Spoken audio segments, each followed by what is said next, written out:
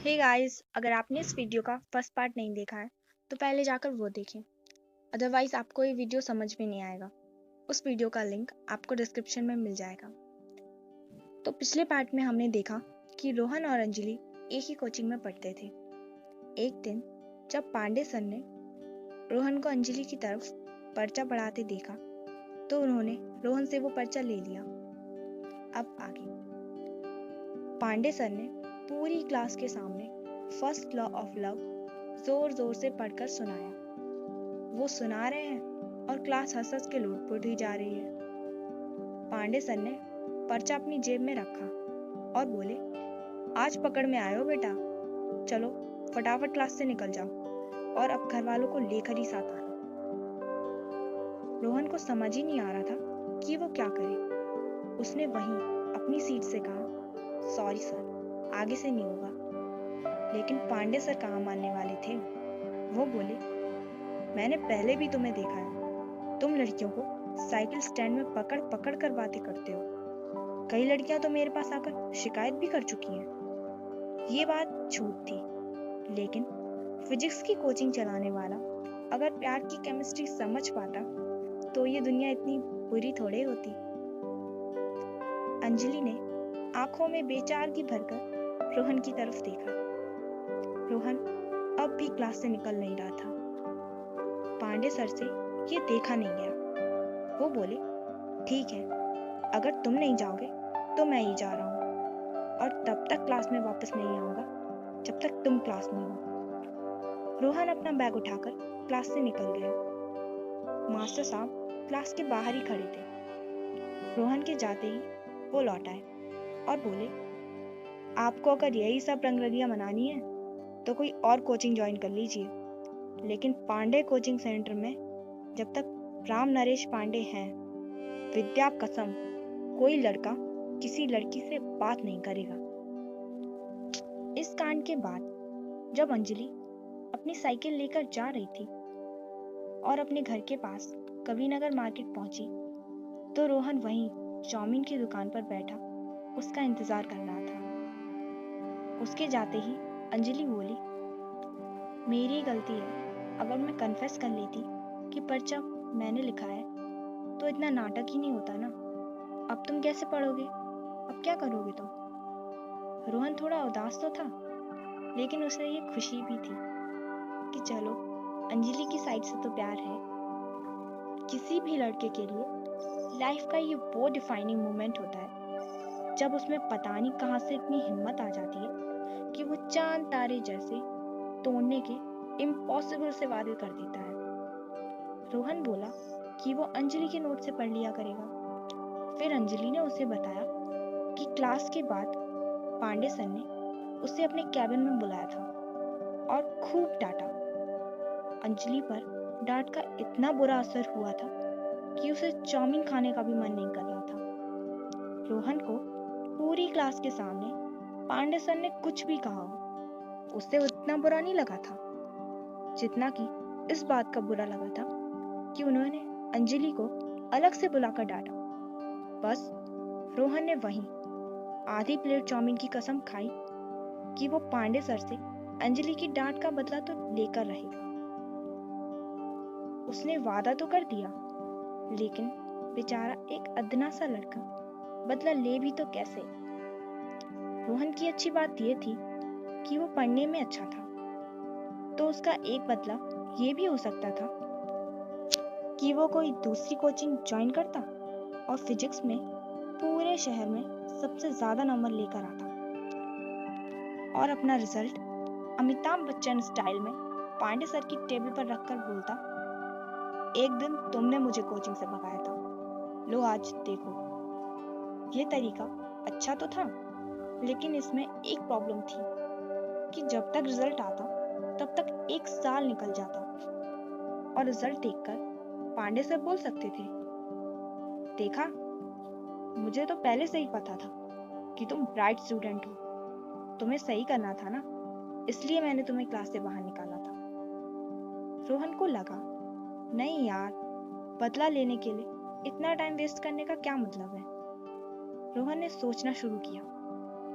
फिर उसे ध्यान आया कि पांडे सर ने एक बार क्लास में बताया था कि वो किसी सरकारी स्कूल में पढ़ाते हैं, लेकिन वहां कभी वो जाते नहीं हैं, घर से ही कोचिंग चलाते रहते हैं। रोहन को लगा कि अगर वो पांडे सर की शिकायत बेसिक शिक्षा अधिकारी से करते तो पांडे सर के खिलाफ एक्शन तो जरूर होगा। ये प्लान बना ही था कि रोहन को ध्यान आया कि पांडे सर ने कच्ची गोलियां तो खेली नहीं होंगी। वो इतनी बड़ी कोचिंग बिना सबको सेट किए तो चला नहीं रहे होंगे। इधर रोहन प्लानिंग में बिजी हो गया था कि अंजलि ने उससे पूछा, अब क्या सोचा है, घर से किसी को लेकर आओगे या कोचिंग छोड़ दोगे? रोहन ने बताया कि वो कोचिंग तो नहीं छोड़ने वाला, उसे पांडे सर से बदला जो लेना है। एक दिन रोहन अपने दूर के कजिन को अपना चाचा बताकर कोचिंग लेकर गया। पांडे सर ने चाचा यानी उस कजिन को भी बहुत सुनाया।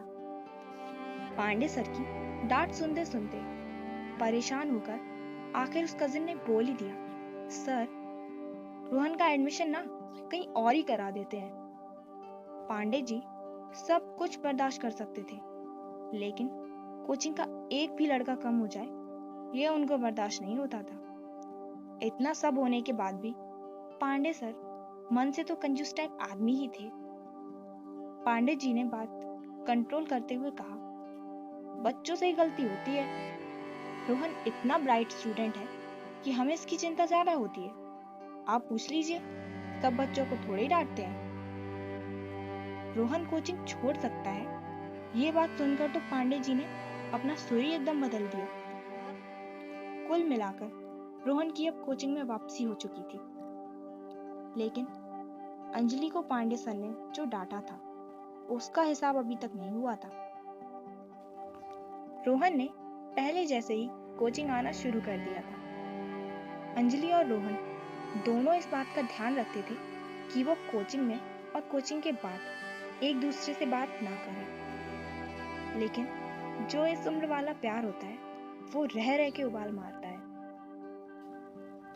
रोहन जब भी अंजलि के जस्ट पीछे वाली सीट पर बैठता और लेक्चर के बीच में कभी कभार वो और अंजलि एक दूसरे का हाथ तो नहीं, हाँ हाथ की छोटी वाली उंगली एक दूसरे से फंसाकर बैठते। पांडे सर महीने में बस एक ही बार नाराज होते थे, जब जब बच्चे फीस जमा करने में देरी करते। फिर कोई भी चेक से पैसे देने की कोशिश करता तो पांडे सर लेते ही नहीं थे, वो तो बस कैश में ही पैसे लेते थे। ये एक ऐसी चीज थी जिस पर रोहन की नजर बहुत दिनों से थी। उसने अखबार में पढ़ रखा था कि कोई इनकम टैक्स का बहुत ही ईमानदार ऑफिसर आया है, जो गाजियाबाद में आते ही कई जगह रेड डाल चुका है। उसने उस अधिकारी का नाम पेपर से निकालकर नोट कर लिया था। साल भर बाद जब फिजिक्स का पूरा कोर्स खत्म हो जाने के बाद पांडे सर ने 1 महीने की एक्स्ट्रा फीस मांगी तो रोहन का दिमाग ही सटक गया। एक दिन रोहन अपने स्कूल को बंक करके इनकम टैक्स के ऑफिस ही पहुंच गया और वहां उसने उस इनकम टैक्स ऑफिसर का नाम पूछकर पता लगाया और मिलने के लिए खड़ा हो गया। चपरासी ने उसको बाहर से ही भगा दिया, लेकिन रोहन पांडे सर से बदला लेने के लिए किसी भी हद तक जाने को तैयार था। जब वो अधिकारी किसी काम से निकल रहे थे तभी रोहन ने उन्हें पकड़ लिया और पांडे सर की कोचिंग में लोगों को कैसे लूटा जा रहा है इस बात की पूरी राम कहानी सुना दी। ऑफिसर ने कोचिंग की पूरी डिटेल नोट करके रख ली और रोहन को विश्वास दिलाया कि वो जरूर कोई ना कोई ठोस कदम उठाएंगे। रोहन ने पहली बार सरकारी नौकरी का जलवा देखा था। रोहन ने इस बात का जिक्र किसी से भी नहीं किया। वो इंतजार करने लगा कि अब कुछ होगा, अब कुछ होगा। इंतजार करते करते 15 दिन निकल गए, लेकिन कुछ हुआ ही नहीं। पांडे जी वैसे ही फिजिक्स पढ़ाते रहे। अंजलि और रोहन का प्यार वैसे ही परवान चढ़ता रहा। पर अंजलि और रोहन का प्यार भी चाउमीन से ऊपर वाली स्टेज पर जा ही नहीं रहा था।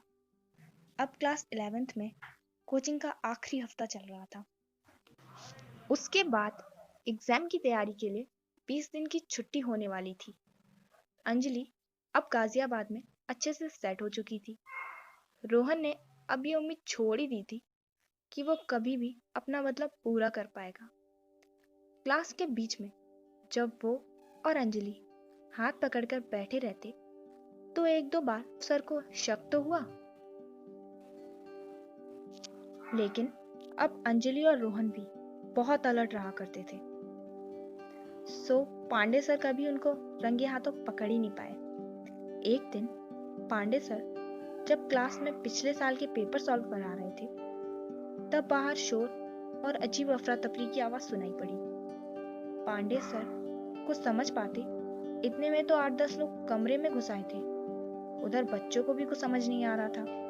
उनको लगा वैसे ही गाजियाबाद में पैसों के लिए किडनैपिंग बहुत आम है, तो शायद पांडे सर को लोग किडनैप करने आए हैं। इतने में कोई लड़का पीछे से बोला, ये टेररिस्ट अटैक है। अंजलि ने घबराकर रोहन का हाथ जोर से पकड़ लिया। किसी को कुछ समझ नहीं आ रहा था। पांडे सर ने पूछने की कोशिश की तो उनको चुप करवा दिया गया। बच्चों को बोला गया कि वो एक एक करके बाहर निकले।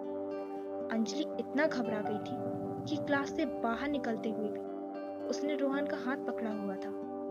जब रोहन और अंजलि एक दूसरे का हाथ जोर से पकड़े हुए थे, पांडे सर की नजर भी उन पर गई थी, लेकिन वो इतना परेशान थे कि चाहकर भी कुछ बोल नहीं पाए। जैसे ही अंजलि और रोहन बाहर निकले, वही इनकम टैक्स ऑफिसर काले चश्मे में अंदर आ रहा था। उसको देखते ही रोहन की खुशी का ठिकाना ही नहीं रहा। वो अंजलि का हाथ पकड़े पकड़े ही चिल्लाया, थैंक्स सर। उस ऑफिसर ने अंजलि का हाथ रोहन के हाथों में देखा।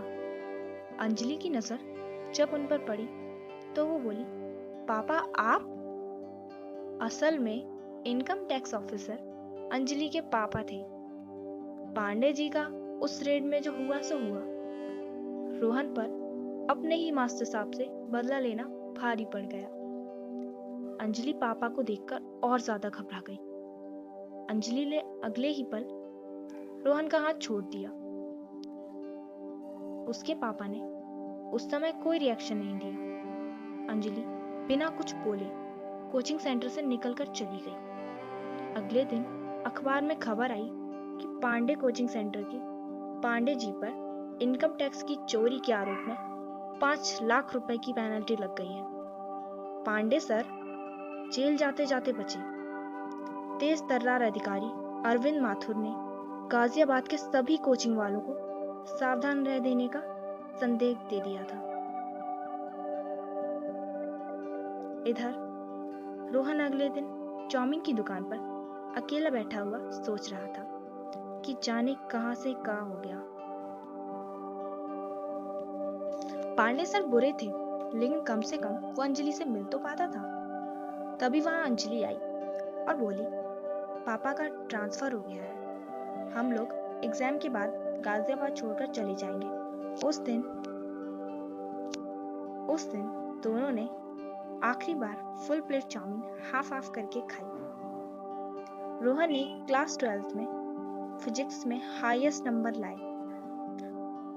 उस समय सोशल मीडिया तो था नहीं, इसलिए रोहन आज भी अंजलि माथुर को हर जगह ढूंढता है, लेकिन अंजलि माथुर उसे मिलती ही नहीं। कुछ कहानियां अपने किरदारों को अधूरा छोड़कर ही पूरी होती हैं। ये ऐसी ही एक कहानी थी।